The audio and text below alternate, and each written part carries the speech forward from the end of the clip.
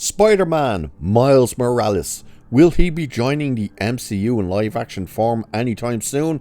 Well, according to Kevin Feige and Sony, no, that ain't happening. Not for a long time, because Sony has told Marvel, yeah, keep your grubby mitts off.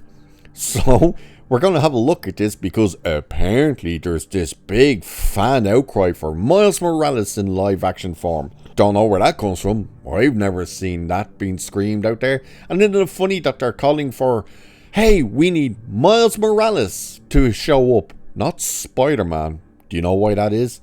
That's because Peter Parker is Spider-Man, Miles Morales is Miles Morales.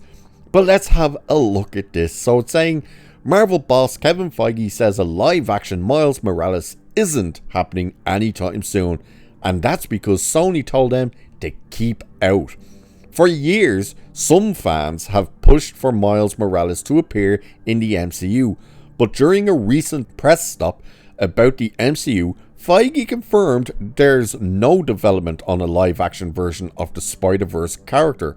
Feige said when asked about Marvel's plans for Miles Morales via THR, that is nowhere. Feige made it clear that the decision isn't Marvel's to make, as Sony owns the film rights to Spider-Man and all related characters, saying, Sony has their brilliant, genius, incredible Spider-Verse animated franchise going, and until that finishes, we've been told to stay away. That means as long as Sony is cranking out its animated Spider-Verse movies, including the upcoming third installment, Marvel won't be touching Miles Morales.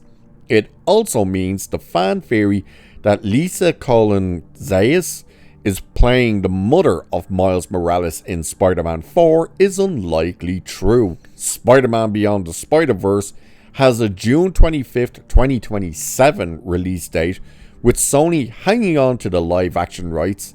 It looks like any potential crossover with Tom Holland's Spider-Man or the broader MCU is on ice. So yeah, this is the one thing so many people always seem to forget and kind of push when they're trying to say, oh, Marvel's doing great, is when they go, Spider-Man made $1 billion. How could you say Marvel's failing? Because Marvel don't own Spider-Man. Sony owns Spider-Man. So when the Spider-Man movies make money, Sony make the money, not Marvel.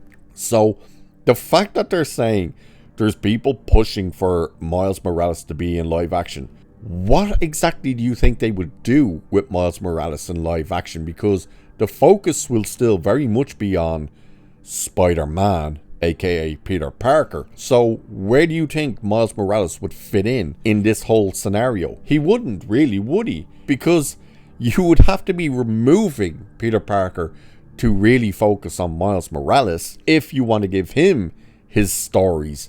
And they're not going to do that. And again, even when Marvel do get the chance to work on Miles Morales in some capacity, it's still under Sony's control. It's not like they're told, hey, once we're done with the anime stuff, you can have free reign. No, that's not the way it works. It's still Sony goes, okay, what's your plans, and let's work together and we'll see what stories we can navigate and work out here. It's not they hand these characters to Marvel and go, have at it, do what you want. No, it doesn't work that way.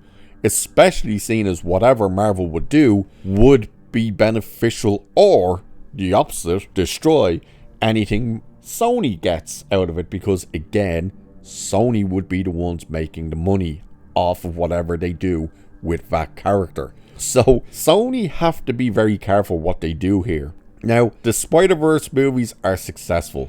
Don't quite understand what, I can't remember at least, anyway, what the whole delay was with the third movie. It was meant to be out, I think it was actually meant to be out last year, or maybe it was this year, but it's not meant to be out now until 2027, but it got this massive delay for some reason, and I can't remember what that reason was, but they sure as hell aren't ready to just start handing over all these characters to Marvel, and that's quite clear from this news. But the fact that someone even had to bring this up to Feige is a joke. And that clearly shows that they don't understand that Sony actually own Spider-Man and everything to do with Spider-Man. The only thing that Sony don't make money on when it comes to Spider-Man is merchandise. For some reason, they don't have any rights to the merchandise. Now, I think they do to their own movies, like if they do the Tom Holland, well, not the Tom Holland one, the Sam Raimi and Tobey Maguire one, and the Amazing Spider-Man with Andrew Garfield. So I think they own the rights to that merchandise, but original Spider-Man merchandise, like proper comic book Spider-Man stuff and any of the Spider-Man stuff where he's used in the MCU, they don't have the rights to any of that merchandise.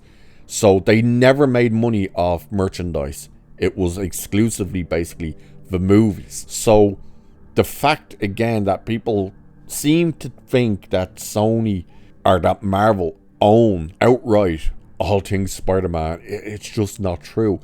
And the fact that Kevin Feige had to reinstate that there and say, like, look, they own Spider-Man and all the characters and things with Spider-Man, so we can't just start using these characters. But it's interesting to see that it is in fact being made clear that there will be no Miles Morales anytime soon in live action. Is that a good thing? Is that a bad thing?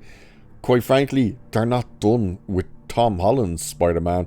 We've barely scratched the surface with him actually being Spider-Man, because realistically, when you're looking at it, he has been Iron Boy basically, because that's all we've seen him do is work with other people. He needs a standalone movie where he works as Spider-Man on his own. And I don't even think we're going to get that in this next movie. You know, if the rumors are true that, oh, Garfield and Maguire are coming back again.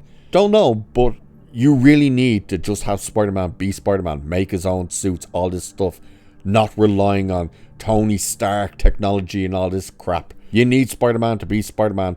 And if you're not even putting that on the screen yet, why would you start introducing the likes of Miles Morales? And what would you do with him? How could you show Miles Morales show up being Miles Morales, making his own suit and stuff, while Spider-Man is out there having to actually use Tony Stark technology and stuff? It's weird, and I don't think they know how to figure that out. Either way, he's not coming, and they've been told, hey, hands off, you ain't getting this until we tell you you can have it.